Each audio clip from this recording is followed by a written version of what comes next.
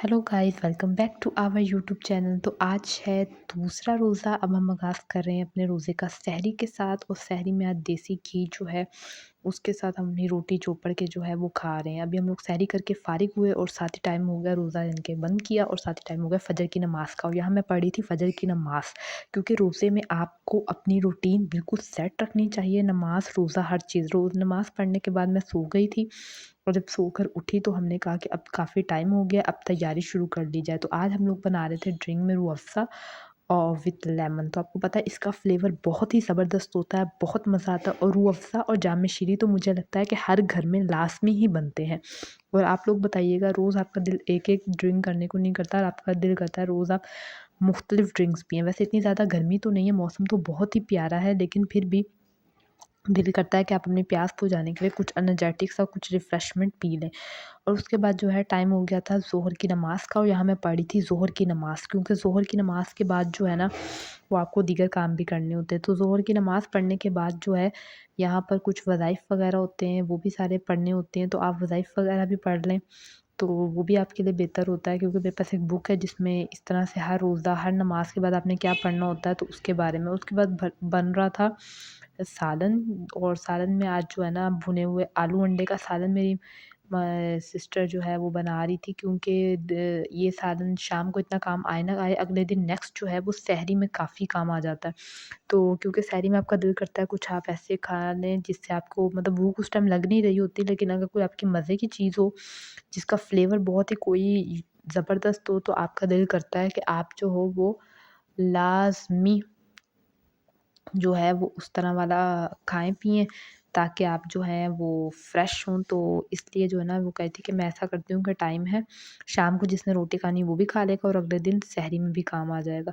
तो साथ ही टाइम हो गया था असर की नमाज़ का, और यहाँ मैं पढ़ी थी असर की नमाज़। तो मैंने आपको कहा ना, आपको काम भी मैनेज करने होते हैं, इबादत भी मैनेज करनी होती है, और ऐसे आप अपने सारे कामों को आसानी से मैनेज कर सकते हो। रोज़ों में वैसे भी बहुत ज़्यादा मज़ा आता है। और उसके बाद जो है यहाँ पे हम बना रहे थे आलू के पकौड़े। तो कहा कि आलू के पकौड़े जो हैं ये भी फ्राई कर लें। आपको पता है पकौड़ों के बगैर तो रमज़ान में दस्तरख़ान आपका कंप्लीट हो ही नहीं सकता। आप भी बताएँ कि आपके दस्तरख़ान में ऐसा कौन-सा आइटम है जो लाज़मी, लाज़मी, लाज़मी आप लोग कहते हैं कि आपके दस्तरख़ान में होना ही चाहिए। तो हमारे घर वाले तो भई पकौड़ों के बहुत बहुत ज़्यादा शौकीन हैं। फ्राइंग वग़ैरह करने के बाद जब तक टाइम हो गया था इफ्तारी का, और साथ ही हमने टेबल पर सब इफ्तारी लगा ली थी, जिसमें आलू के चिप्स थे, और इसमें ये कुछ नगेट्स बचे पड़े हुए थे, तो इनको भी साथ फ्राई कर लिया था। चटनी थी, खजूरें थीं, और वही जो शेक बनाया था, मतलब जो शरबत बनाया था रूह अफ़ज़ा और लेमन वाला, वो था। और इफ्तारी वग़ैरह जो है हम लोगों ने यहाँ पर अल्हम्दुलिल्लाह से मुकम्मल कर ली थी, जब तक टाइम हो गया था मगरिब की नमाज़ का, और साथ ही चली गई थी मैं मगरिब की नमाज़ पढ़ने के लिए। क्योंकि इफ्तारी आपको पता है, इफ्तारी में और मगरिब की नमाज़ में बहुत थोड़ा ही टाइम होता है। तो मगरिब की नमाज़ पढ़ने के बाद जो है ना, अब हमने मम्मा को कहा कि आप बना लो चाय, क्योंकि अब दिल कर रहा था कि चाय पिएँ। यहाँ पर मेरी मम्मा जो है वो बना रही थी चाय, और चाय पिएँ ताकि हम उसके बाद जो थोड़ी देर आराम करेंगे, तो क्योंकि उसके बाद आपने इशा की नमाज़ भी पढ़नी होती है, और आपको पता है कि तरावियाँ पढ़नी होती हैं, तो 20 तरावियाँ होती हैं।